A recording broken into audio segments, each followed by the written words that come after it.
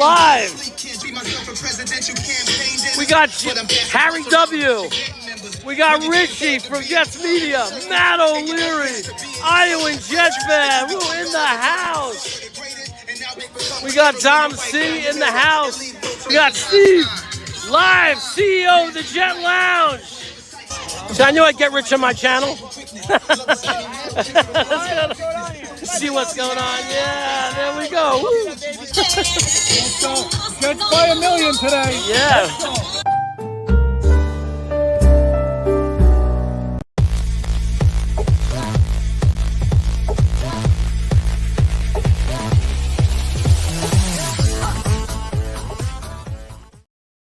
Yeah, that's what I'm talking about, baby. The Jets Lounge is on air, and welcome to Chaotic Pride, episode 2. Technically, it should be like 4, but we have a guy that doesn't have 4 toes. He doesn't have 8 toes. He doesn't have 10 toes. You know who I'm talking about, don't you? I'm talking about the guy with 9 toes. I am talking about the beard wearing, nurse practicing, knee operating, big pork roll, egg and cheese eating, proud one, the one who protects me in a fight, even if he only has 9 toes. Ladies and gentlemen, the greatest co-host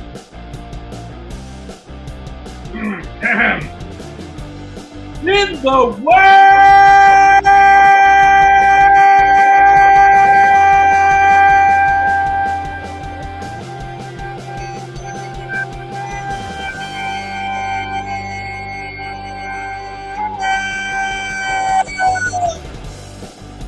Big slime. We gotta get you the microphone drop. Kennedy! Do a little Mr. Kennedy from the WWE.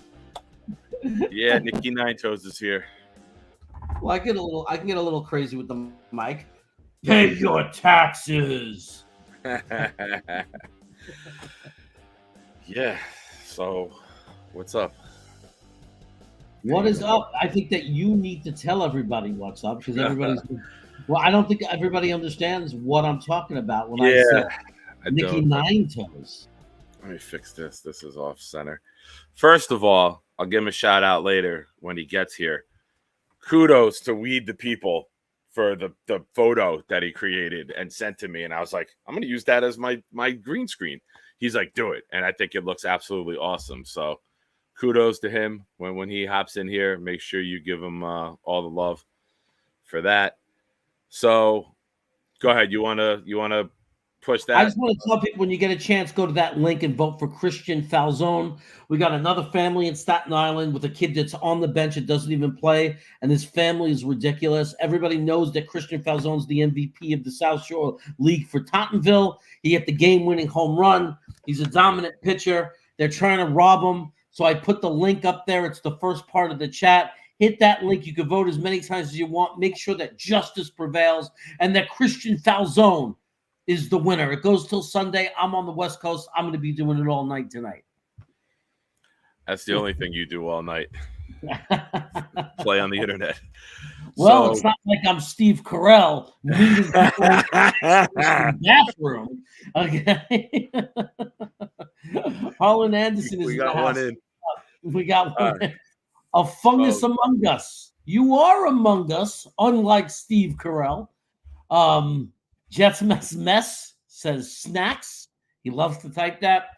He also knows the answer. Hey, Jets Mess, what's the answer? Mark Reese is here. Remember him? He's great. Shout out to him for texting me today. He's like, the Jets just screwed HBO. They're doing their show on Monday nights. I was like, let's go. I don't understand this question, but sure it is. Weed the people. If I'm here, let's party. Weed the people. He is here. You did a great job. Look at that. Look at that background. Weed the people. That's fire, man. That's fire. Take a hit of your bong and appreciate that backdrop.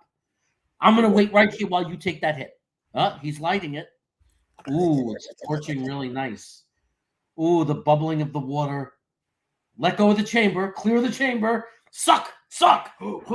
Like our friend Steve Carell on a Saturday night. Or like you up all night voting.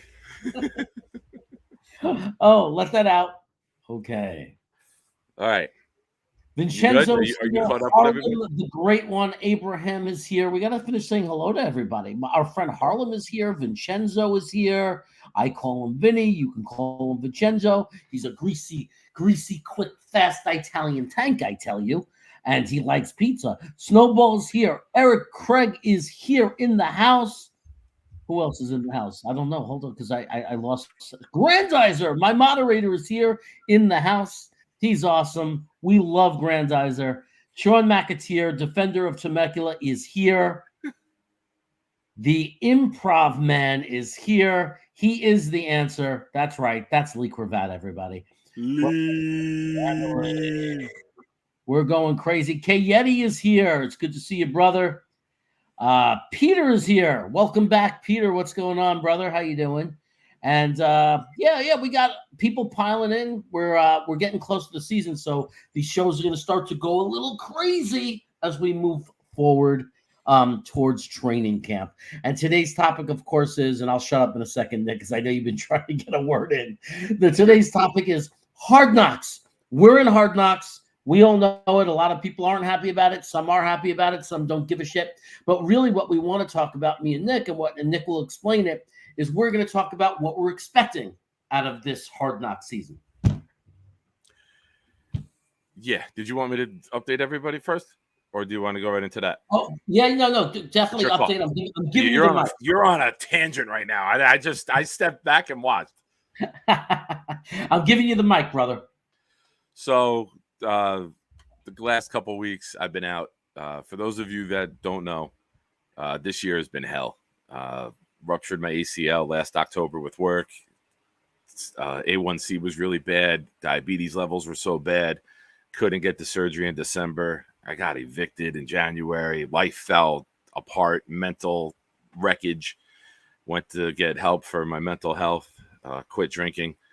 You figure everything's going to start to turn around when you say, all right, I'm going to stop drinking. I'm going to improve my life. I'm going to get my life better. Right, Jer? Makes sense. Right? You're like, all right, things are going to turn around. Wrong. No. Wrong. 4 weeks after ACL surgery, I live in a basement. Some of you might know this already, the story, but I'll catch everyone up. Coming downstairs with a plate of food, the brace is on the knee, and I slipped and fell down the flight of stairs. Bruised my ribs, sore neck, strained my left groin, twisted my left ankle. The knee was okay. The knee's perfect still. Go to the hospital, get x-rays for the ribs, nothing broken. Lung didn't collapse. I'm like, all right, just really sore. The next day I wake up, take my socks off. My left big toe is purple. Now, having diabetes and getting a bruise in the foot isn't good. So this happened on Wednesday night. Thursday, I see the foot. Saturday, Sunday, I'm in bed with 2 sweatshirts, 102-degree fever, under 2 comforters, sweatpants on, sweating like crazy with a fever that I haven't had since like the beginning of the first time I had COVID. Shaking, like no appetite, nothing. Monday, when I feel better, I go to the ER. They tell me I have an infection in my toe. Now the toe is gigantic and pink. They tell me I have an infection. They give me antibiotics. I'm like, all right, I'll go home. There's days it feels good. There's days it feels bad. The antibiotics run their course, 10 days. I called them up after 10 days. I'm like, it's getting like darker and not good. It was almost like getting this color now. It was past red. It was almost like a dark blue purplish, like Jeremy's shirt. Yeah, with no hair, you kind of look like the big toe. So that's the story of my life, bro. So I go to the doctor. Like, you got to come in. We got to take more x-rays now. They take x-rays. and they get the results, and there's an infection in the joint in the toe. I had a thing called osteomyelitis. And the following morning, they had the infectious disease doctor and who was the other one? Vascular come in, and they looked at it immediately and said, if you have any hope of keeping this foot long term, we need to get rid of that toe now. So it did surgery on. I went to the doctor Wednesday. Thursday they saw me. Friday they did surgery. I've been in the hospital for 10 days. They sent me to a nursing home last Friday night. I left today. I couldn't stay in the. I couldn't stay there anymore. Like, it's horrible. I've joked for 15 years. I was telling Jeremy today on the phone. I've joked for 15 years about putting my mother in a nursing home. After being in one, I will never make that joke anymore. It's horrible, like the lack of care and attention that those people get. And I'm young. I still have my wits and mind about me. So I was opening my mouth, and they didn't like me. Some of them did. The good employees liked me. The bad employees hated hearing that they were bad, like at any job. So the toes off, the boots on. The crazy part about it is, not to get too gory, they leave it open. They don't even seal it. And I have to go to wound care twice a week and look at it open and seeing the progress. And anybody who has my number, Mark, if you ever, Mark Riss is here, I know. If you ever piss me off, I'm going to send you a picture randomly of that, because that's my new move now to people. If they talk shit about the Jets, boom, you get that picture popping up in your text unexpectedly.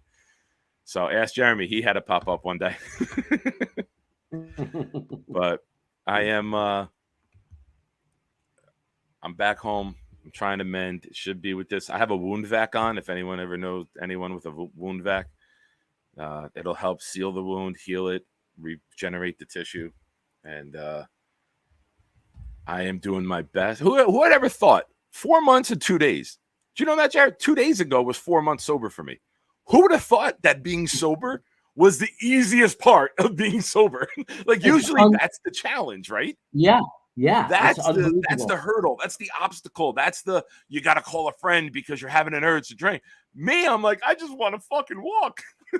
But honestly, and tell me if I'm wrong, there's a strong possibility that if you weren't sober, you'd be dead right now. Yeah, 100%. Yeah. Part of me thinks I did die, and this is hell. Yeah. Being friends with you. I mean, right now, the best friend you have in this world, your best friend, is fucking me. This might be hell, bro. This might be hell. It is. I appreciate all the comments, guys. Sorry, Fungus. I see your comment you just ate. I'm sorry. It's much worse. Hope I never get your phone number, because that'll be the welcoming text I send. Yeah, the Fungus, get the attachment that I got sent to me the other day. Bro, what the heck? That was...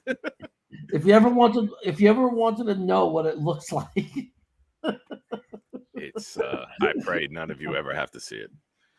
Even the rascals in here who press us and heckle us and ask about chicken parms, my worst enemies, I would never ever wish anybody to experience this.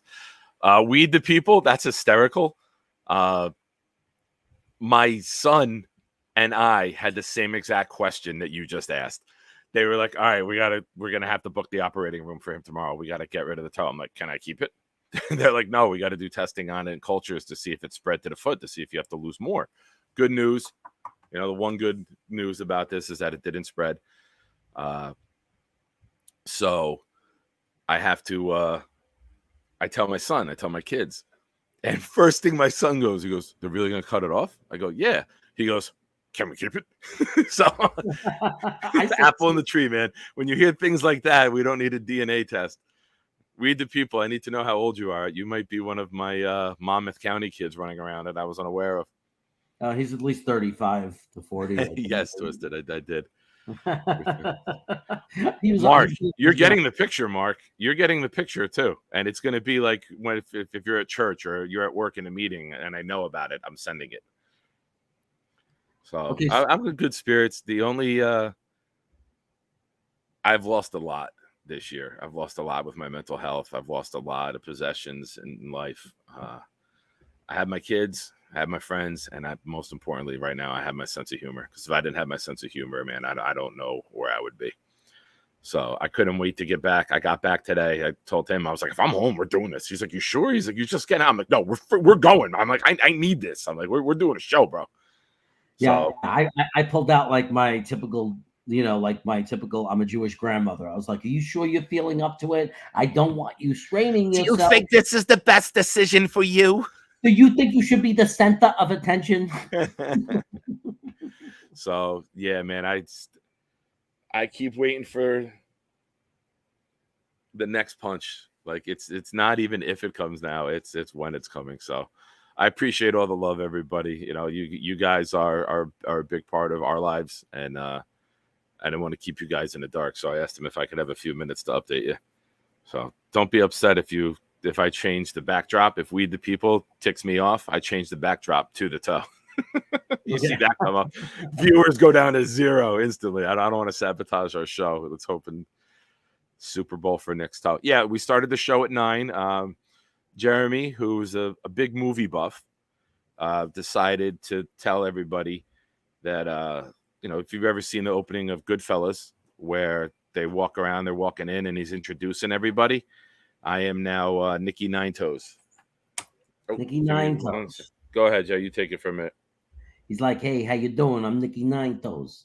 Yeah, I'm the Irish guy. You know, there's always an Irish guy in every mobster movie fitting in with the Italians. He can never be made completely because he's an Irish guy. I know how he feels as a Jewish guy. I'm the guy that eventually gets whacked at the end because I want my money and I won't shut up about it. My money, where's my money? So they eventually have to kill me. And usually they have the Irish guy do it. So, yeah. So if I do, if I did get to keep the toe, we would definitely keep it in a shine box. But thank you, Mark. You're a good dude, Mark. That's awesome, Mark. Love you, bro. Yeah. So enough about me and the 9-digit wonder. Oh, real quick, we could play a fun little game. You know, I heckle people. I have a good sense of humor, Jerry. You know, like if something pops up, I'm picking on it. I'm making fun of it instantly. So when I told everybody, I put out on Facebook, I was like, I have to be preemptive with this. I got to do the preemptive strike. I got to make toe jokes before everybody else does. So a couple of the good ones, I can no longer tiptoe to the fridge in the middle of the night. I can no longer eligible to play tic-tac-toe. I will never find anyone to love me from head to toe. Am I missing any other ones? A little tug at the heartstring. You want to laugh, but you don't. You don't know what to do. You'll never get to do the ballerina dance. Tippy toe. The wound nurse said, "All right, I'm going to move your second toe. This is going to hurt." And I'm like, "What?" I go, "That's the newly promoted big toe. That's not the second toe anymore." That toe got upgraded to big toe. Unbelievable. So, but thank you, everybody. You can make toe jokes. You can do whatever you want. You can have fun with it. I am.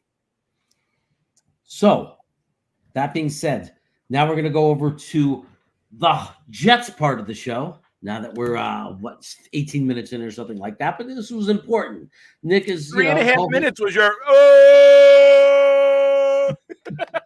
Nick is a co-host to the show. He's a big part. He is the show. So, and we're going to be doing this for a long time. So you needed to know what's going on, and just know, like, if you ever need a way to insult him, if he ever insults you, if you want to get to him, all you have to do is mention the fact that he only has 9 toes. But Hard Knocks, man. Hard Knocks. Big news today. We're on the show, Hard Knocks. Again, it's irrelevant whether we liked it or not. What kind of truck can't Nick drive? Nice. But the end of the day is we're on Hard Knocks. We still have the show Jets One Drive. That's not going away. That was announced. That's coming out a little bit later in August, not too far from now. There's a trailer out. It looks kind of awesome. Who are the feature stories going to be? Hard Knocks loves to feature some players and take you along a ride. Usually they do like a star player. They do some middle of the road players. But they'll always do like a couple of guys fighting for roster spots. And I think that's going to be really interesting because we talk about these guys and we know who these guys are going to be. Like, it's not like with another team where we don't know who they are. We know who's fighting for roster spots, and it's going to be interesting to see how Hard Knocks handles that. I'm laughing at these comments. These comments are outstanding. Toby Maguire. You guys are great. I am laughing at Tony Chestnut.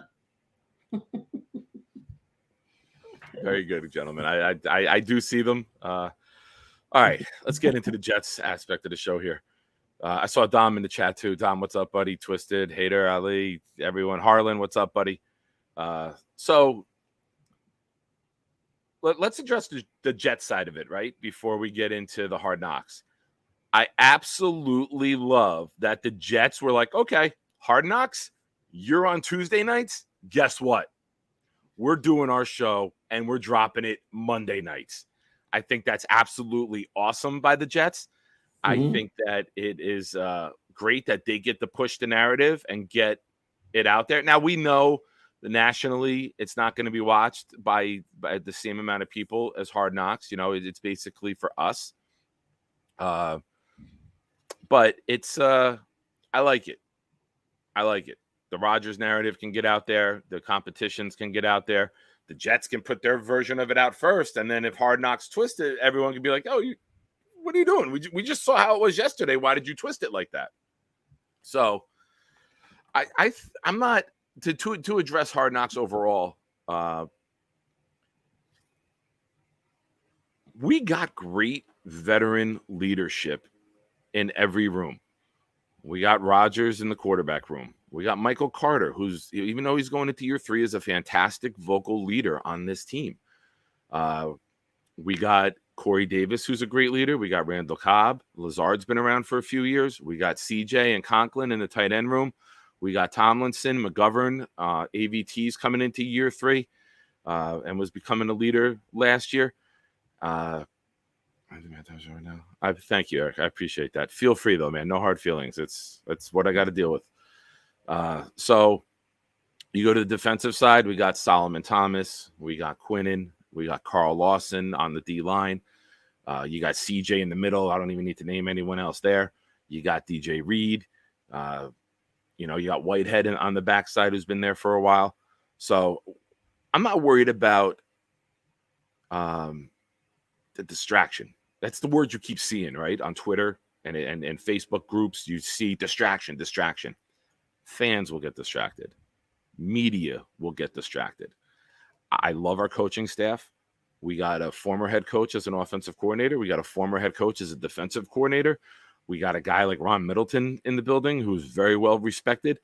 The coaching staff and the veteran leadership of this team will not let it get distracted. The fact that we have so many young, good, talented guys who are also wise beyond their years does not get me upset, does not get me worried, doesn't give me an ounce of stress with what could happen with the stories here. I think, if anything, this makes the team closer. And I really firmly believe that. So I just wanted to get that off my chest. What do you think? No, I agree 100%. With everything you said. It's 100% facts. Yeah. Okay. So going into all right. Shit, I agree. I agree with your agreement. So when you look at now, let's look at Hard Knocks and One Jets Drive, right? Hard Knocks is going to focus more on from what I remember. I'll be honest with you. I've seen clips the last 10, 11, 12 years. Since the last time we were in, I haven't watched it since we were on it. So from what I remember, and if I'm wrong, correct me, they focus a lot on the drama and the storyline of, like you said, the roster battles of who's going to make the team, who's going to get cut. Watch showing a guy handing in his playbook. I don't like that shit.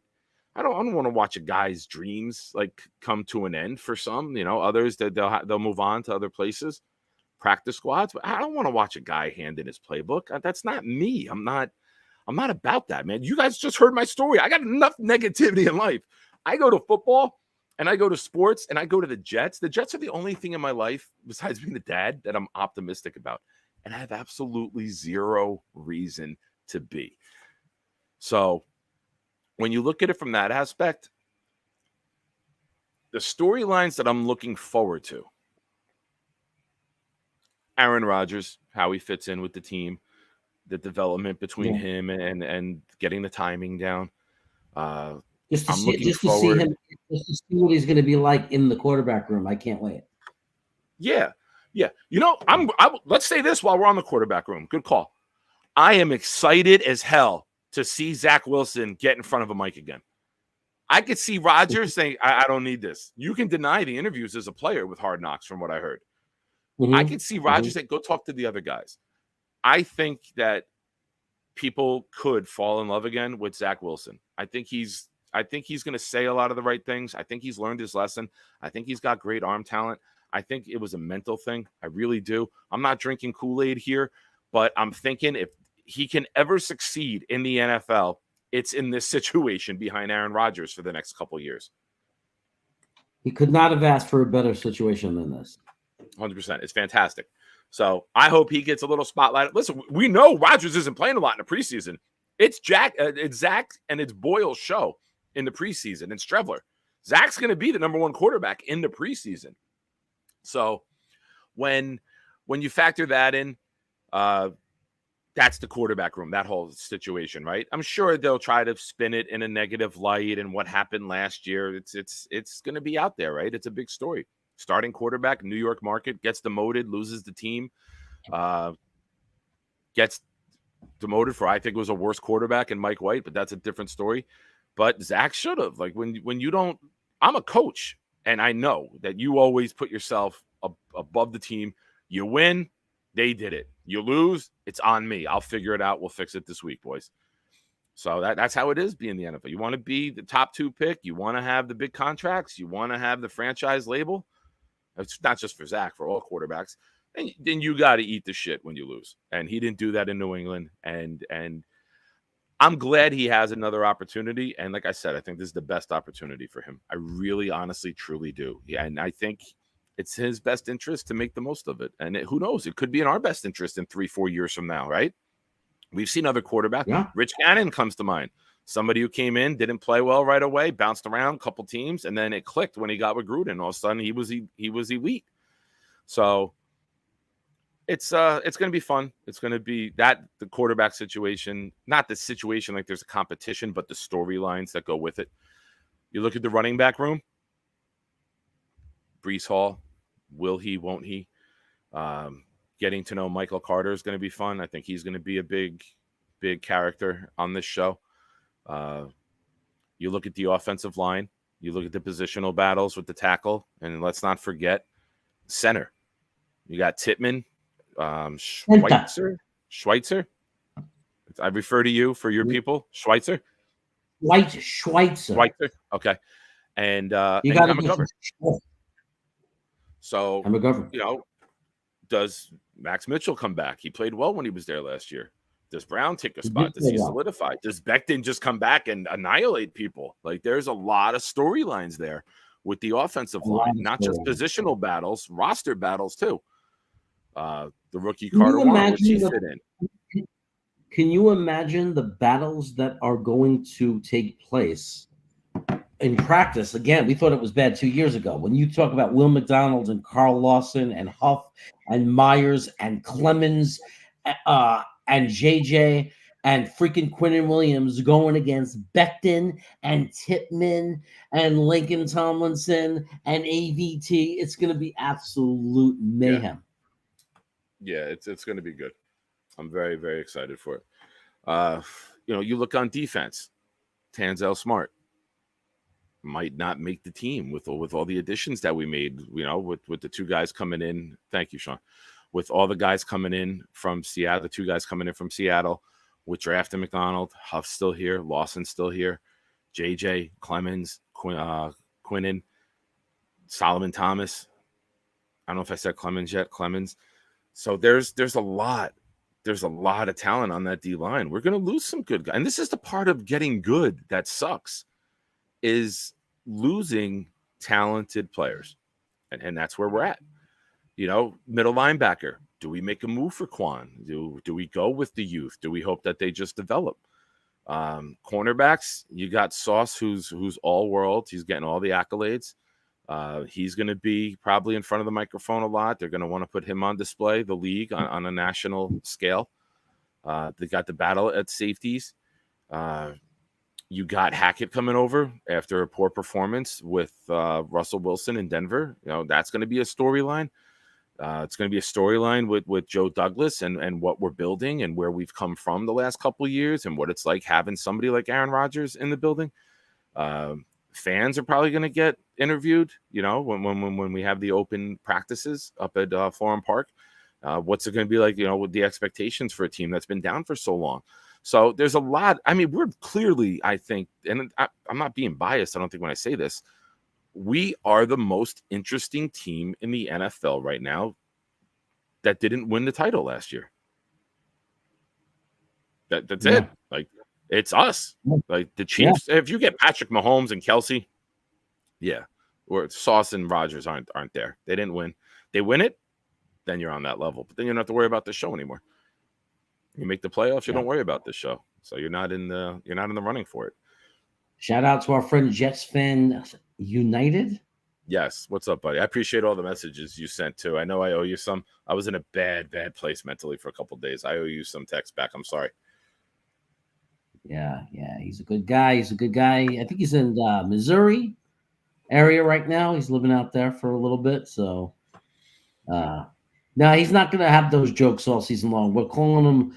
His name is Kuntz now. We're renaming him. He doesn't. No, you can't disrespect somebody and change their family name. I don't call you Crumb Bun. You're Crevette. Yeah, but we got guys like Green Bean out there that are going to be coming up with these corny pun jokes all year long, and I just can't handle it, man. Put it on Green Bean. He hates it, by the way. He's the why just said he's the opposite of reality. He calls it. But you can't change his name because you don't like the jokes that come with it. Yeah. No, that's true. It's true. Hey, man, it's you gotta appreciate good cunts when they come around. Sorry, I had one. That's one. I'm doing one. That's it. So, we talked earlier. I'll throw it back to you. Give me 3 players. We'll go back and forth. We'll go one by one. And give me a player that you feel the Hard Knocks crowd, fan base, and not the One Jets drive. We'll go with the Hard Knocks discussion today because that's new. We know what we have with our show. Give me a player that stands out to you that or you think will stand out on Hard Knocks. What's your thought? Well, I think it is going to be Kuntz. I think that he and Yeboah, I think they're going to focus a lot, on the tight end room. I do. I think that when you have 2 veterans and you have Jeremy Ruckert, who did outstanding in the final game of the season when he finally got a chance. We know he was hurt all off season last year. And he didn't get much of a chance because he's, a rookie. There's 2 veterans. But then he comes in against Miami and starts pancaking people, which is exactly why we drafted him. We drafted him mainly, not that I'm saying he could never be a receiving tight end, but he was drafted to fit into the Jets scheme of run, right? And that he's, he's an amazing run blocking tight end. He's definitely the future at the position for us. So you got those 3 guys locked in, barring a trade. Now you draft this kid Kuntz, who's the greatest athlete combine-wise for the tight end position ever. No tight end has ever scored higher athletically in a combine than this kid. So it's intriguing. And then you got Yeboah, who's been a contributor on special teams and has never done anything wrong to deserve to lose the job because he's done everything we've asked him to do.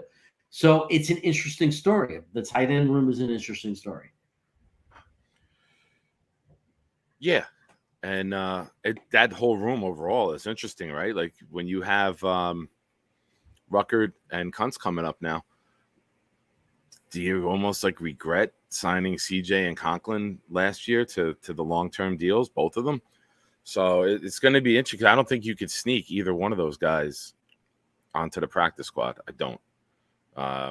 I don't think you carry 4 tight ends. You still have your Boa. You still have a fullback in Borden that JFU just brought up. I'll go with my first player. I think if HBO decides to use it in a really, really good way, Michael Clemens and his lack of talking will be out. Like, remember last year's training camp? He showed up the first day in sweatpants and no shirt. Like, the Hard Knocks world is going to – and he's 15, 18 pounds more muscle this year, dude. Like, if he just rolls up in the bike – I think somebody said this today in one of the Facebook groups or Twitter, I forget. He just rolls up the first day to the Hard Knocks cameras on the bike like Debo with sweatpants on and no shirt. I think he's very unique. Whenever the Jets social media team does like those questions, like what's your favorite Taylor Swift song, he goes, no. Like, just like doesn't say anything, just shakes his head and keeps walking. They're my favorite parts of the video. So I think that if you got some creative writers, like if I was writing, Michael Clemens would be a superstar in the country, because everything would be predicated off of how can we swerve this, and then have Michael Clemens interviewed with that question and be like, what's your favorite Spice Girls song? So yeah, I think Clemens in the right light could become a very, very fun player for the national scale. What's your thoughts? Who's your next guy? Yeah, it's funny. I just saying Clemens is the modern day Mean Joe Green. Like, I started from the very beginning. He reminded me of Mean Joe Green right from the beginning in his first press conference. Obviously not as a player on the field yet. He's got a long way to go for that. But not that he was bad. He was very good for a rookie. He had some great plays. He played well. But attitude-wise, he's Mean Joe Green. And his presence on the field gives us that. Like, in other words, no one's pushing us around with him on the field. He will pick someone up and body slam him. Like, we got a tough guy on the field. We got a man on the field. You know, like, with all the leadership and everything else, this guy gives us that physical toughness. And I do think it would be a great idea for them to feature him. I think that America would fall in love with him. And I mean, who doesn't like a beast, you know? But for me, after the tight end room, I'm going to say, what's a good story we were talking about before, and I'm already forgetting. I think of I think obviously Sauce Gardner. I think Sauce Gardner is going to be the face of the NFL. Like, you know what I mean? Like, he really is going to be the media guy. He will be the most famous NFL player, or as famous as any NFL player, in the very, very near future. He is Deion Sanders, pretty much. He has that kind of flair, but that in a kind good of way. personality. Like, it's not the negativity. Yeah. Look at me. It's I'm gonna work hard. He says all the right things. It's not like 100, that negative bravado that Deion had. Right. No, it's like you get it different ways. He's getting it because he is such a charming person and human being, and he does it via being completely himself. He's honest. He's just a real, true leader. It's something that can't be taught. It's just something. He's very, very special. He's a very special human being. I watched the documentary with the kid. I've listened to every interview he's had. He is naturally a good-humored, just great human being, great leader, and just super likable. It's impossible to not like him. Like, he just has this likability that is just off the charts. He's just such a great kid. Very well spoken. He's very well spoken. When I saw him in the combines, you know, and we were already on top of him. We already liked him, but when he showed up at the combines, he had an aura about him. Just looking at him, and you just saw a superstar. You know, just the star, and just his natural way about the world. I mean, when he didn't know who What's Her Face was, you know, when a celebrity, you know, what was the celebrity singer, the female singer that he didn't even know who she was? He was like, what? Oh, he said something like he didn't even know who she was. Jessica Alba. It was yeah. Was it Jessica Alba? Was it Jessica Alba? Jessica Alba. Yeah, something like that, where he was just like, Jessica "Who?" Alba, Like he didn't if even I'm know wrong. who she was, and like he didn't even hesitate or back down to say, like his attitude was, "She'll be chasing me." Yeah, he's Yeah, he's cocky, arrogant, and he's in confident, that. but in a good way. Yeah, Uh, he's gonna get them ratings. He's gonna get them ratings if they feature him. People are gonna be hanging on his every word to see what he's gonna say next. and kudos to him. He handles himself really well with this Asante Samuel bullshit on Twitter, right? Yeah, He's like, it literally says, like some guys would get defensive. He's like, it literally says players, coaches, executives, like, why are you coming at me or the New York media? Like, this was around the league. This wasn't something that I got asked or the New York Post got asked. So kudos to him. I thought he handled that really well. And I think Revis did a really good job of winning Jets fans over with coming back and going at Samuel the way he did. yeah. So, yeah, and that whole thing is such a joke with Asante Samuel. I mean, talking about shaming himself, his career, his family, embarrassing himself. I mean, what a moron! What an idiot! He just destroyed any chance he had to be remembered. Like in a positive way. He's always just going to be the fool now. hey, you know what? You want to be remembered? You make that interception in the Super Bowl. You become Super Bowl MVP, and the Giants don't win. But instead, you didn't jump high enough. You weren't big enough on the big stage, and you dropped the ball. And then the Giants won a couple plays later. So screw you. He pulled. Want better, He pulled do better. Jamal Adams. He pulled a Jamal Adams, and he dropped the ball. Yeah, that's it. My next guy is someone who I hope wins the position battle. But I really, really believe the hair, Joe Tippmann's mullet, is going to be a huge sensation. I think it's going to be a really fun. Excuse me, I got the hiccups. Hey, Harry, how are you, man? I think it's going to be really fun the fun that they're going to have with Tippmann's hair. If he can get other people to get that haircut, what are you going on West Coast time, man? I'm waiting for you to pull up like Mr. Bigglesworth. So yeah, I think Tippmann, quality of play. I'm not saying he's a character or a gimmick, but I think the hair, the mullet, will get him some notoriety, and then that'll make people fixate on his play. And I fully believe that he wins the position out. So, who you got coming up third? Okay. Shit, I was just thinking, and I got no. Oh, I think it's going to be the recovery, the rehabilitation of the future superstar running back in the NFL, Breece Hall. Yeah, I mean that's a national story. That's going to be. He's cutting today. He's zigzagging. Is he doing contact at all? So every step of, literally, right, with the knee, every step of the way is going to be covered. So will he make the roster? Will he be put on the PUP list? Is it going to be 6 weeks? Do we bring in somebody else along the way? Like that running back situation is definitely going to be intriguing. One player that I'm looking forward to that I told you about earlier, Izzy, staying in the running back room. Izzy, with Hall being out, with Carter being a veteran, and Knight, you usually see a rookie running back who gets a lot of reps in the preseason, gets a lot of the garbage time. Carter will get a quarter, Knight will get a quarter, and then Izzy will probably get a lot of full second halves.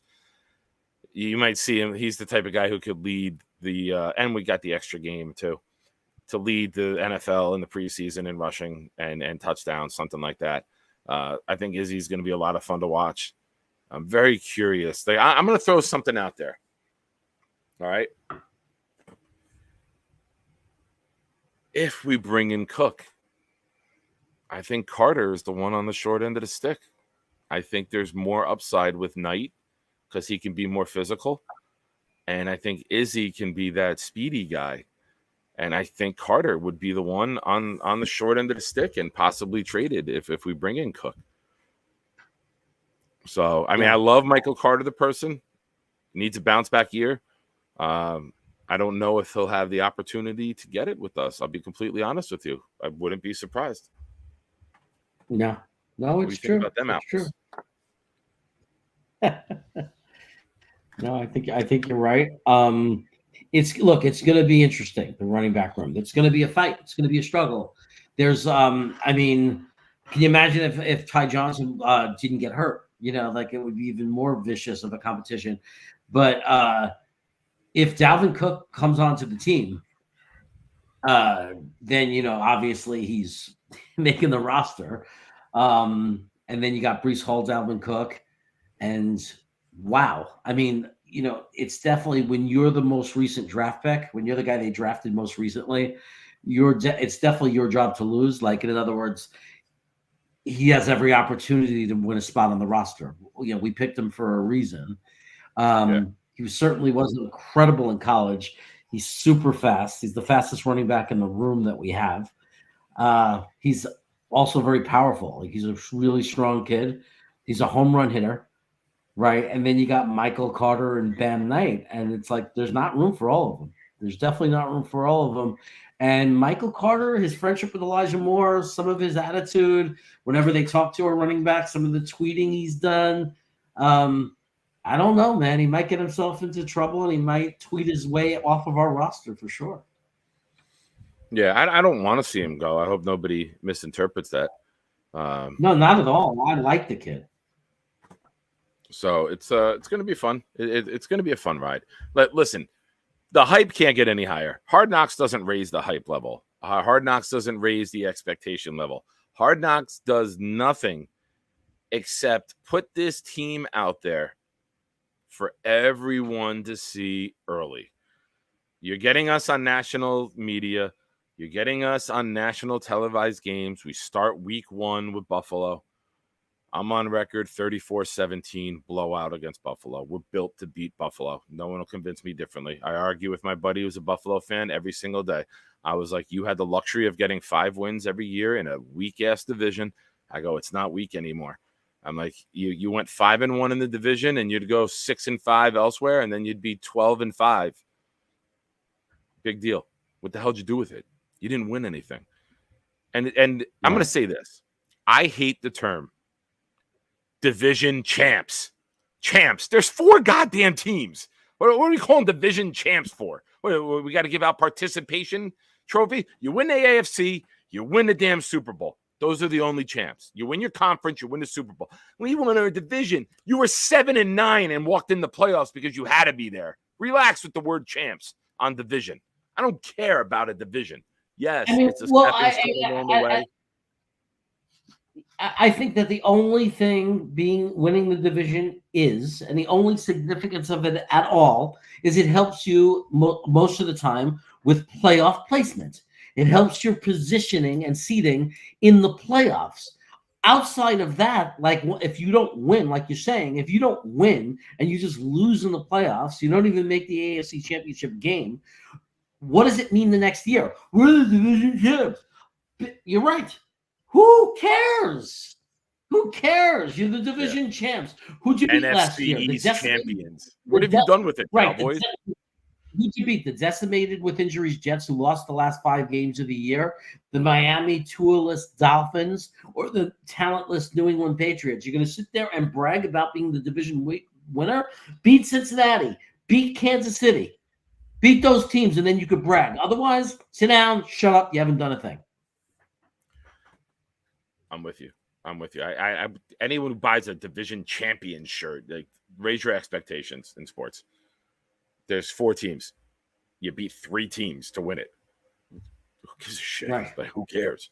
Like, I don't care. Who cares? You'll never see me with a division champion shirt on. It doesn't make any sense. I keep telling a fungus. I see Bill's 0 Super Bowls. I keep telling my buddy, shut your mouth until you win 1. Win 1 and get at the big boy table. Until then, go talk to the Browns, go talk to the Lions, go talk to the Jaguars. I told him Jaguars will win 1 before you will. Don't tell me you got a franchise quarterback because the guy can't throw from the pocket. Josh Allen is elite outside the pocket. He's scary as hell outside the pocket. In the pocket, Josh Allen's an average quarterback. And Lamar Jackson and Josh Allen each want to pass more from the pocket this year? Okay. Thank you. Like you're taking away your own team, handing your player his own kryptonite. Yeah, there's nothing worse than for a team. If you're a fan, the one thing you should fear more than anything else is when your star player says they're going to try to do more of something they're not as good at. That's not a good thing. That is like really, really, really a bad thing. Things you're never going to hear me say. I'm going to go dip my toe in the water. No, can't do it. It's not my forte anymore. I'm not going to go dip my toe in the water. Yeah. I'll never forget it. In the World Series in actually in the playoffs in the National League Championship, whatever, in the Mets in 1986. The Mets were in Game 6, extra innings, and Jesse Orosco came in. He was giving up hit after hit. Okay. And the Mets almost blew the 3-run lead. They almost blew it. There was 2 outs. There were men on base. He was a hit away from blowing it. Did they play Houston in 86? This was Houston in 86. It was Houston. And Orosco was throwing curveballs, and they were just torching him. Now, if you knew about Jesse Orosco, he was a left-handed specialist with a nasty slider. Yep. So Keith Hernandez comes to the mound. This is a true story. He told the story. And he said to him, if you throw another curveball, I'm going to break your fucking neck. And Jesse Orosco threw only sliders, and the Mets won, right? He struck out the final guy, and they won.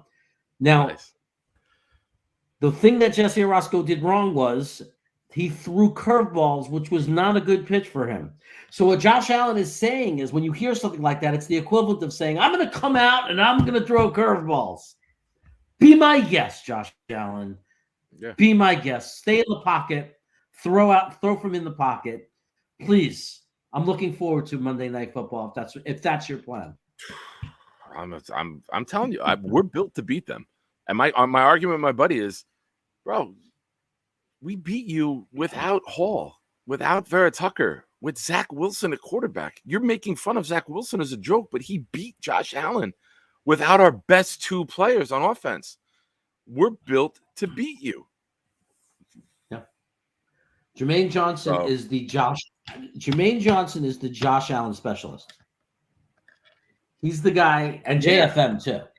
Those are the guys that are, if you want to bounce to the outside, those are the edge setters, man, on our team. Good luck. Agreed.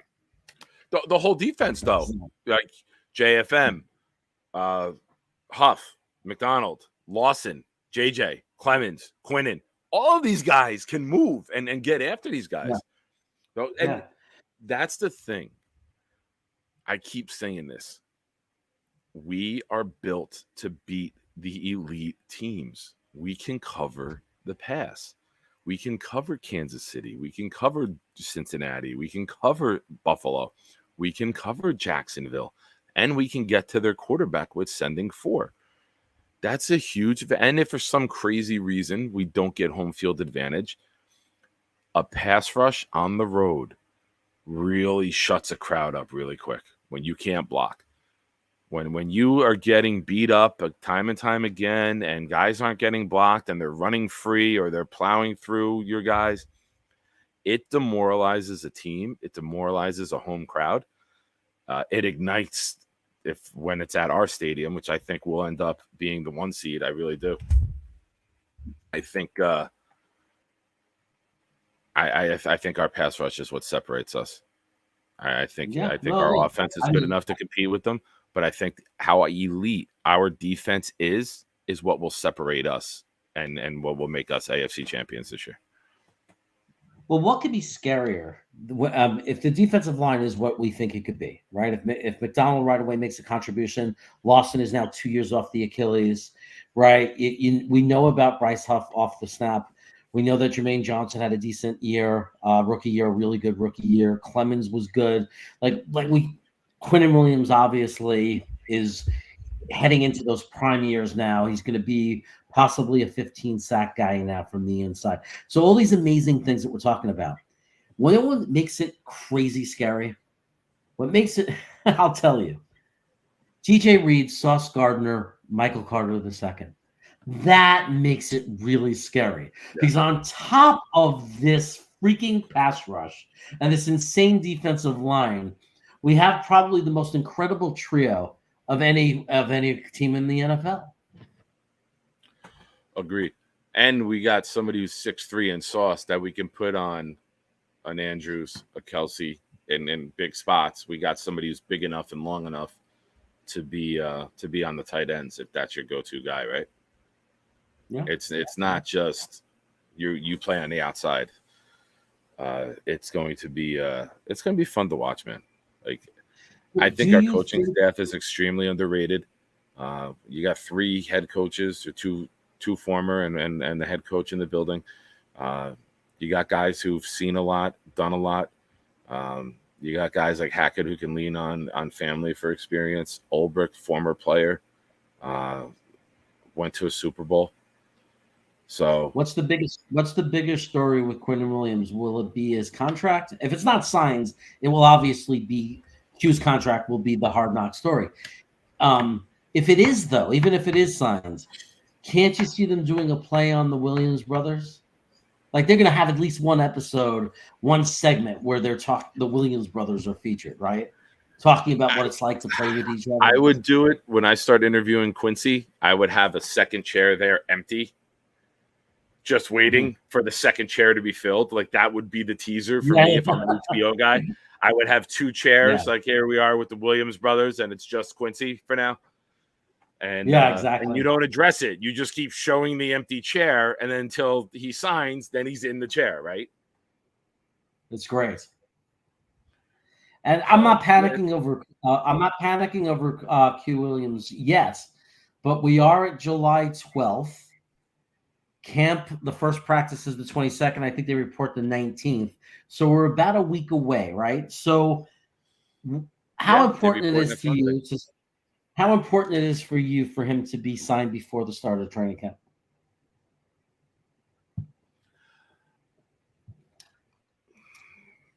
I will say this. I'll stay true to my prediction because I've said I think it gets done before the first practice. So next Saturday, the 22nd, is the first practice. They report on the 19th. I think it gets done before that practice. If you want me to add to it and tell you where's my level of concern, where's the point where I get concerned? After the second preseason game. We play the Hall of Fame game, and then we play that second preseason game. Now, I know we got I'm going to say the third preseason game because it would normally be the second preseason game. We have the extra week that other teams don't have.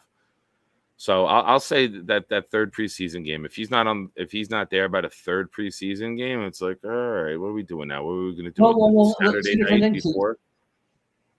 Are you saying you think he's going to sit out if he doesn't have the contract? I don't think he's going to get sit out, but I am not concerned right now. I will be really concerned if that second preseason game happens and that week getting up to the third preseason game is coming and he's not signed yet. I'll start to get concerned. Right. But even if he's playing and he's there in camp, we want the extension because if it goes too far and let's say they cut off the talks, we're in a lot of trouble, right? Because then it's going to be controversial. It's going to be a distraction. It's going to be a possible next year he gets franchised and then he really does sit out. Yeah, I don't think he sits out. Like, I don't think it's that at all. Like, I don't think that's a feasible option. I really, truly don't. That's not my fandom. That's just a guy in his prime. No one is going to do the Le'Veon Bell shit. Le'Veon Bell ruined his career by sitting out. No one is going to follow that blueprint, right? It was career suicide. We watched it. We facilitated it, for crying out loud, by paying him. So you're not going to see that, in my opinion. I'll tell you what angers me more than his brother is going to be coming home every day. Hey, guys, miss you. Where are we at? Like, there's going to be peer pressure from a sibling that you don't normally really get. No, Snowball, absolutely not. This is just no. I don't. No way, shape, or form.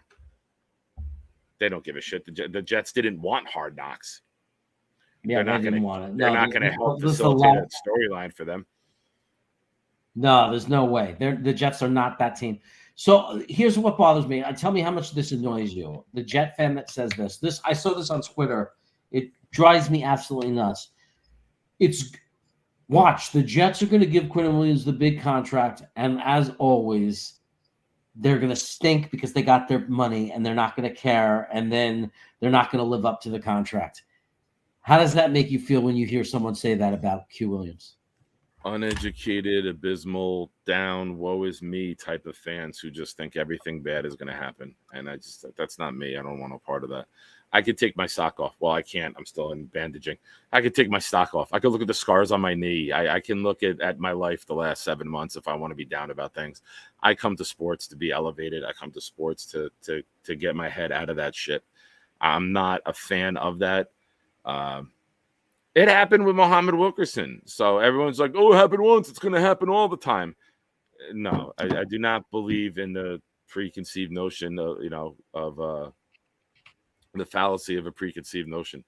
It just doesn't. So it doesn't faze me. It doesn't in any way, shape, or form. Like I'm not. Give me. My son just called. Go ahead. Let me just text him that he's got football practice early. What the hell's Nikki calling you for during the show? What the hell? Hey, Nikki, what's your problem, man? You want to talk to your dad? Come into the show and talk in the chat. It helps the numbers. By the way, everybody, and I think Harlan was saying this and addressing this before, and Grandizer was saying it. It really helps to like the show, like to hit the little like button.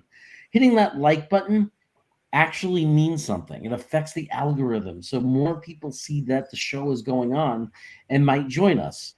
So if you like what you're seeing, if you enjoy the show, don't forget to do the I'm not allowed to say, like, I'm not allowed to copy from other shows. What's mine? Don't forget to hit the button. That's my version of hit the like button. Hit the like button. Help me out. Help Nick out. We're trying to build this show up all from scratch again. It was a slow, horrible off season. We got distracted. I wasn't on for a few weeks. I haven't done videos. We need to start rebuilding and get the momentum for the season. And one of the ways to do that is you, my loyal people who are watching right now in the chat, hitting that like button. And to everybody who's not able to make the live show, that watches over the next 24 hours after the show is done, if you could remember to hit the like button, we really appreciate that. Yeah, absolutely. Here at the Jets Lounge. And as a segment that I want to bring to the show, which I think would be really fun, I want to bring in people with different opinions from me. I want to have, spirited debates, not arguments, not attacking anybody, but I want to have those. We want to look for people who are going to come on and maybe not agree with something I've said or take me to task is the term that you hear, right? And we go back and forth with it, Green Bean with this whole made up Taylor Ham nonsense he tries pushing. Yeah. That would be the first one that pops into my mind.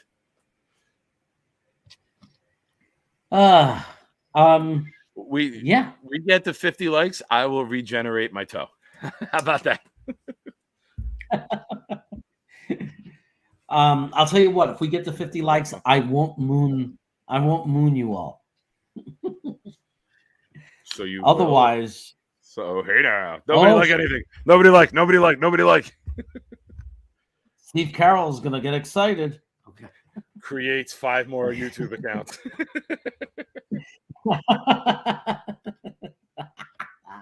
Let me pop out real quick and let me say goodnight to Nick. He's got to wake up at 5:45 for football. I'll be right back in. Say hello. Say goodnight to your son. I'll go on a rant.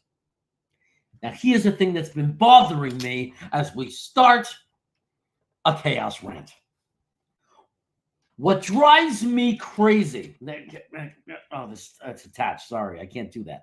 What drives me crazy more than anything else is when you go to a game, you're there to root for the Jets, you're at the game, you don't want to miss anything. And you keep checking, you peek in the tunnel and you look at the favorite food vendor, like the one that sells the cheesesteak or the one that sells the chicken tenders and big basket of fries. And every time you look, it's a long line. Do these people ever stop? Do they freaking eat when they're at home? What do they come to the stadium to eat? I'm freaking hungry. I want to get something to eat, and I can't get something to eat because every time I look, these people with their money, they just can't wait to spend their $20 on what would normally be $2 worth of food, and I can't get the food because I'm going to miss half the game if I do. I really can't stand it. And then they give you such a hard time about what you bring in, and you got to be embarrassed. I mean, remember the good old days when you could take a sandwich, provolone, maybe mortadella, on a good piece of Italian bread, and you could bring it into the stadium with you, and you could put everybody at picnics and stuff.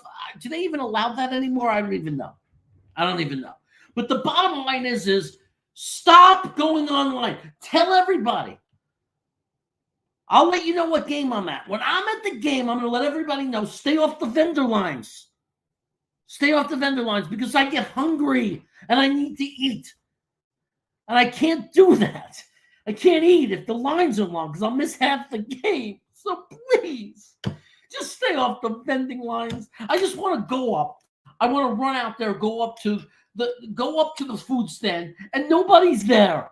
And I just get to pick what I want. And I give them the credit card, they swipe it and do whatever they do, and they give me the food, and and then when I go up to the mustard and the relish and all that stuff, there's not people pushing, and it's just empty. And I get to calmly take my mustard and take my relish and all those things. And believe me, I take the relish. Even though I normally don't eat relish, it's there. I earned the right. I paid for it, right? Right in the center, there's relish. So I got to go for the relish, and I got to eat it. So that's my rant, and I'm sticking to it. My mate, hungry. I get hungry. I do. I don't even know where to go from there. Whew. Yeah, I'm telling you. That was nachos. That was very chaotic.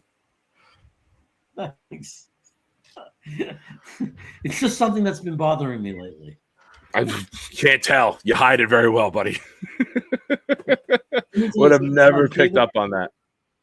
At the new Yankee Stadium, before I moved in 2015, me and Jocelyn were going to lots of games because we lived it was a 15-minute train ride to the stadium. They had in the back of the outfield, not far from the bleachers, because we always sat in the bleachers, they sold the big bucket of French fries with like chicken sliders on top. Dude, $20. Yeah. And I said, it might sound expensive, but it's actually a really great deal because when you go to a game, you can spend $100 on food. It's so right. You can buy a few things. It costs so much money. You buy this bucket and a soda or a beer. I don't drink at the games because I got to have my whereabouts. I get a big, large Coke. I'm good for the game. I mean, it is a bucket this big of like a movie theater bucket of fries, the sliders. I eat them. I'm stuffed for the whole game for $20. To me, that's value. Good value. Oh. You don't know what to do with me. Snowball, I will say, if I had to put my money on Mims right now, I would say no. I don't think so. Well, what's going on? Where is it? Highlighted. I did, but I think we clicked something at the same time. I say no. Didn't I predict before that he's going to be part of the Hard Knocks show? Like they're going to like feature him a little bit. You said it earlier, but then you changed it on air to Sauce instead of Mims. That was your swerve that you threw at me. I pulled a fast one. Yeah, I feel like somebody cut you in the French fry line and you just lost your goddamn mind. I would say no, and here's why. Fourth year, bring in somebody cheaper. Bring in one of the walk-ons. I'll tell you guys this. I promoted this, and I'm disappointed that I reached out on Twitter to Jason Brownlee, one of the undrafted wide receivers, and he replied to me. I was like, hey, we do a show. Love to have you on. Let Jets fans know who you are, what you're about. He replied, let's go. Let's do it. Say when. I replied. I got all excited. I called Jeremy. I'm like, I think I just got a jet. I think I just got us an active jet on the roster for the show. sent a couple follow-up replies, and he hasn't even read them. So I don't know what happened. I'm very disappointed by it. I didn't say who it was, but I will say it now. But somebody like Jason Brownlee, 6'3", same size as Mims, younger. Take a chance on him. I just think Mims is that guy whose career never fully got off the ground, and maybe just change of scenery would be better for him. He can go join all the other Jets in Miami or something. I would like to see him one time.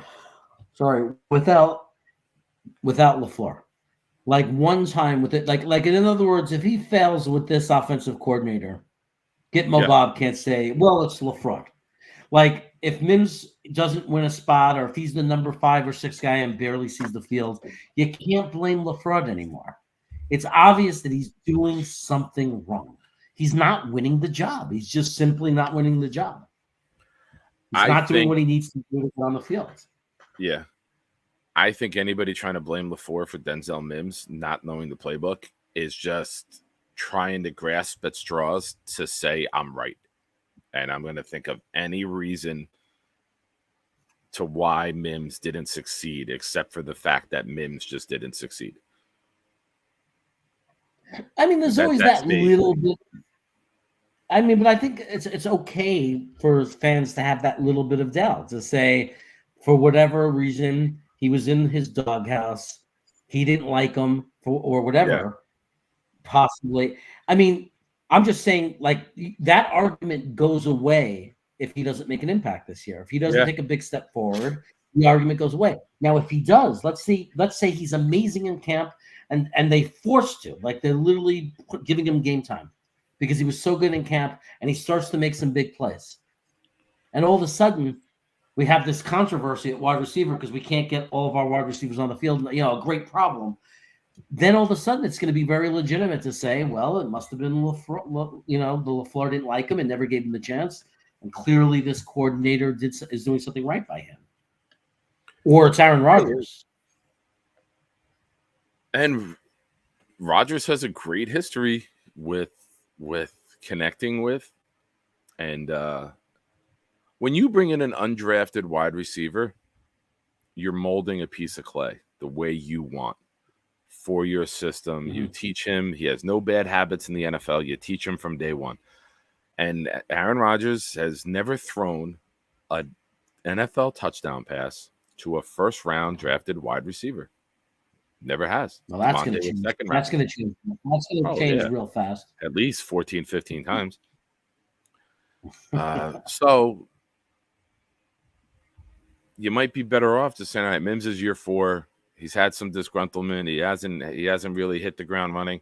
Let's just try with somebody new. We got a short window. We don't want to waste a year with Mims again here. If he doesn't catch fire and connect with Rodgers right away, I could see him being one of the first people off the roster. Give someone else the opportunity. That's me. Yeah. We're at the point now where, excuse the expression, fuck feelings. I don't care about anybody's feelings. I want wins. I want January wins. I don't care what it takes to get us there or who it takes to get us there. Fuck feelings, win the game. So I don't care what people think about a player. I don't care what I think about a player. If I'm wrong, I'll say, all right, I'm wrong. What do you want? It's not who they wanted. I'm okay with it. Well, I don't need to be right. Yeah, I don't care who or what to be right, but I want the Jets to be right. Right? I don't care if you're right, Jared, or you're wrong. I want the Jets to get it right. That's all that matters to me. Didn't just realize I was in Buffalo freaking colors until just now. What are you gonna? What are you? I didn't realize it had a red stripe on the arm, and there's like red, white, and blue. Oh yeah. I put my arm up, and I was like, "Oh my god, I'm dressed." Now back to the secondary coach for the Buffalo Bills, my special guest. Yeah. Well, I can't be special teams. Can't show them how to kick. Hey-o. Hey, what is the deal with, like? I mean, how do you feel about this? I'm really believing, because I think a lot of people overlook this. We talk about it. We talk about the players, this, that. But the fans around the league, I don't think they see this. I think it's amazing how fast they forget about all the Aaron Rodgers Green Bay teams that would just light it up and have 5-6 touchdowns, put up 38 to 45 points, and just light it up 4 touchdowns in the middle of the game out of nowhere, touchdown pass to Devontae Adams. I think a lot of people are overlooking the fact that we're going to see a lot of that with Garrett Wilson, that the Jets are just going to have the ball somewhere around the 35, their own 35-yard line, and he's just going to nail Garrett Wilson up the middle or on a post, and he's just going to take off for a touchdown, and it's going to happen often. Are you excited about that? Do you think we're going to see for the most explosive Jets team that we've ever seen in our lifetime? You don't get excited about 3-and-outs and shanked punts out at the 40? You want to change that recipe that's worked so well for us? You freaking lunatic. You're getting too chaotic for me today. Yeah, well, I mean, fun, Steve Carell gets excited just to see them in their uniforms. There's a lot to be excited about. One of the things that has me really excited is the offensive line coach. You got to remember, Becton round 1, Vera Tucker round 1, Tippmann round 2. Brown's been around for a long time. Tomlinson's got a big contract. Besides Bakhtiari, name a lineman that Aaron Rodgers had blocked for him. Just go ahead. Anybody. Chat. Give me a big name, a high draft pick that Green Bay Packers had on their offensive line. I consider myself a pretty good, knowledgeable football fan. And besides Bakhtiari, I mean, Turner, who we signed, you're going to name him because that's the only other one I can think of. They had a good center. The center. They did, but he left last year. Mind is escaping me. I'm sure someone. I mean, we got 30 people watching. There'll be somebody who can name one, but yeah, it's not like it's the 80s, 90s Cowboys. It's not like it's the Redskins in the 80s. It's not Joe Jacoby and all these, and Pro Bowler, All Pro, Hall of Famer one after the other in Green Bay. It's guys like Max Mitchell, drafted in the 5th round, who grow a ponytail and end up being Bakhtiari.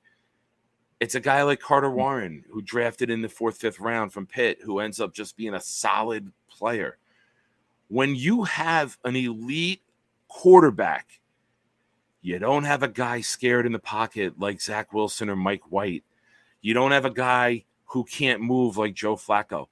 We have a quarterback who knows what to do with the ball. We have a quarterback who knows how to get the ball out. And these two words are going to be foreign to a lot of us. You might have to Google it.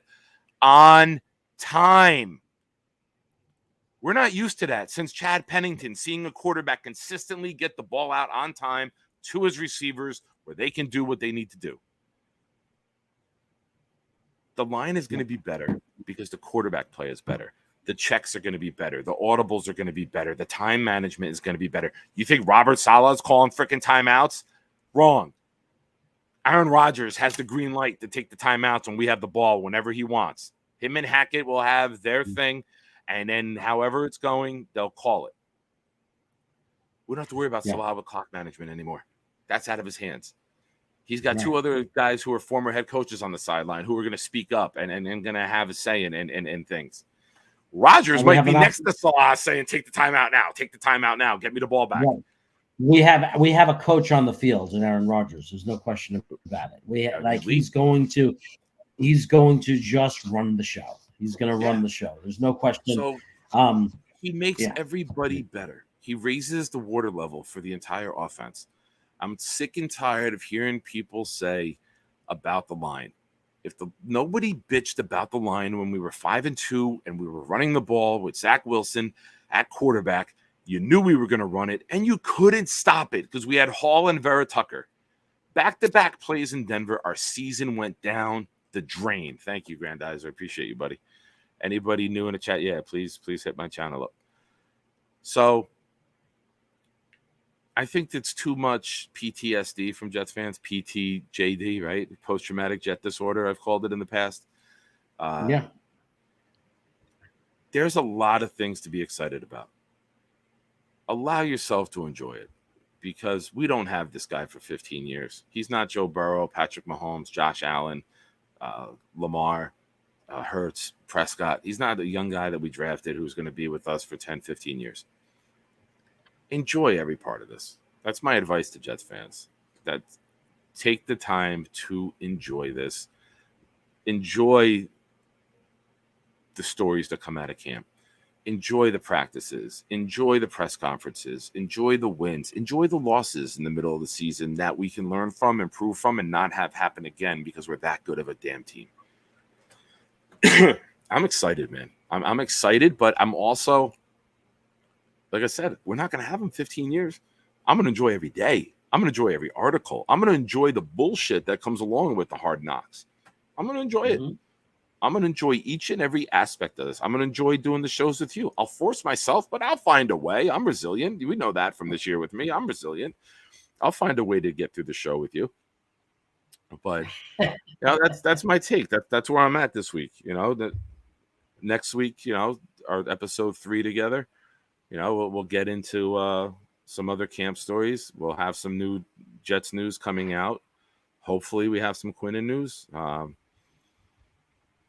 You know, it's going to be fun, man. It's going to be really, really fun. It's a good time to be a Jets fan. Yeah. It's a good time to be a Jets fan. We're the biggest ticket in the country. We're not even the biggest ticket in New York. I'm sorry, I didn't mean to step on you. I thought you paused. We are the biggest ticket in the country. We're not even the biggest ticket in New York. It's like, oh, Yankees and Mets aren't doing good. I got to go to a Jet game.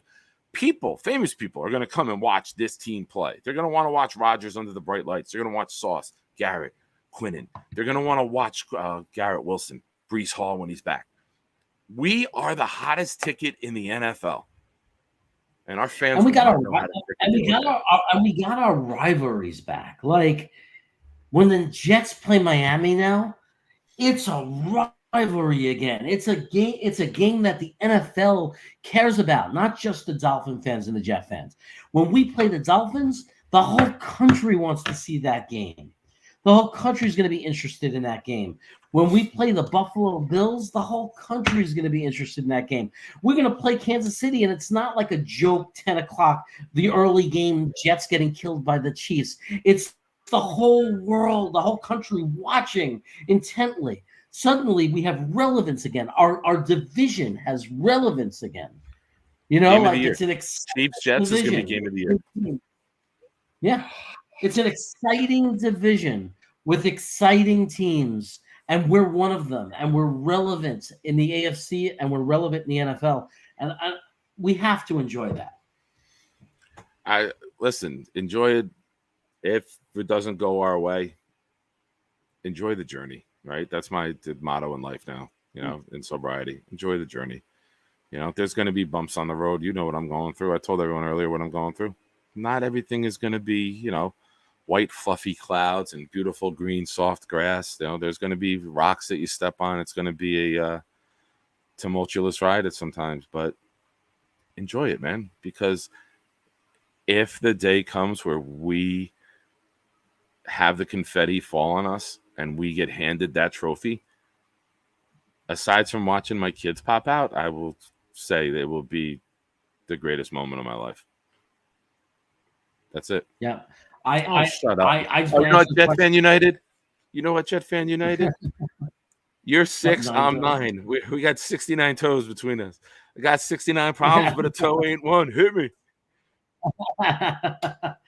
Snowball, I'm going to say yes. We're going to sweep the Patriots this year. I don't think it's close.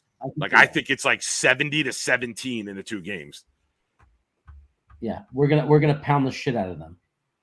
We're going to dominate. I don't think people really get it because of our past, the PTSD. Guys, we're going to be so freaking good. We got an amazing defense, and we have Aaron freaking Rodgers, who's going to light the scoreboard up like a pinball machine most weeks. We are going to be so freaking good. It's going to be something you've never seen from this team. It's like nothing we've ever seen. It's going to happen. Get yourself pumped up.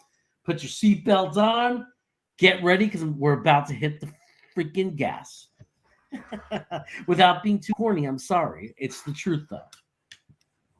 We're about to accelerate. We're about to take off. We're about to explode. Good. Glad to hear it, buddy. Nice. Everybody's on the mend. Everybody's getting better. We're all coming up. Jets fans are on the rise, man. Watch out.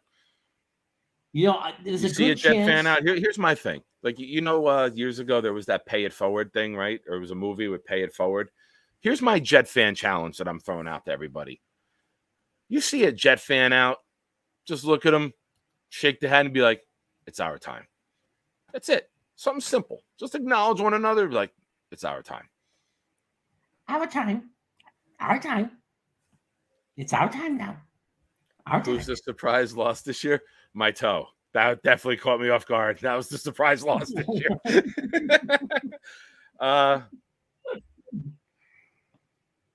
Atlanta. Surprise loss? Maybe one of the Miami games. I'll go Atlanta.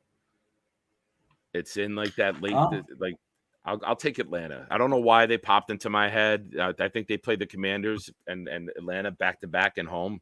S.I. Thompson just said Commanders too. Yeah, you get through that early push, and I don't know. I have no logic behind it. Just that was the team that popped into my head. Maybe Bijan Robinson just goes ballistic. Yeah, maybe. You never know. Nice. Snowball said he was in Poland. He saw 5 Jet shirts. Were they in your suitcase, dumbass? Or did other people have them?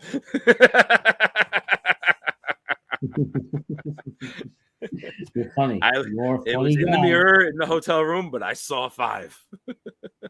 You're a funny guy. Guys, we are going to, it is time. We're going to wrap up this week because Nick knows very well what I have to do right now. It involves dinner and involves cooking dinner. I would hate if he goes downstairs at 7:30 Pacific and the meal is not ready. Thoughts and prayers to Joss if it's not ready. No, it won't. It won't. I have to go down and cook it with her. That's right. You cook. Oh, wait a minute. Enough of my negativity. Let's bring a quick good story here. Tell everybody what you did this week. I added 2 family members to our family. Me and my wife adopted 2 puppies, a 4-month-old male who we've named Klecko, and an 8-week-old female, tiny little thing. She's under 10 pounds right now, and her name is Jolene. So Jolene and Klecko. Jolene Klecko. So they're adorable. They're cute. They're both doing great. They really are. They're very cute and they're very sweet, and we're really excited. Yeah. Yep. See, it's not all negativity here in Jets World. Good thing does happen every once in a while. Yeah. It would have been great if you got 2 boys and it was Klecko and Revis and they just fought all day. Yeah. Guys, if you haven't already, make sure you subscribe to Proud New York Jets fans. Make sure you subscribe and supporting Nick's channel. We need to get him to 1,000 as soon as possible. So let's do it. Let's get him the subs. And more importantly, watch his videos, watch his shows. Support the channel in any way you can. We appreciate you. I appreciate everybody who spent the time today. I look forward to the craziness and the chaos that's coming over the next 7 to 8 months. It's going to be a wild ride. I can't wait to take it with you guys. And we will never forget those of you that are here with us during the struggling slow season. I know there's going to be a million people that jump on board, and we're going to have all the YouTube shows are going to get crowded with people again. But we know who you are, the guys that have been here the whole time, supporting us through the slow off season. We appreciate it. And as always, go Jets. And I will leave you with this.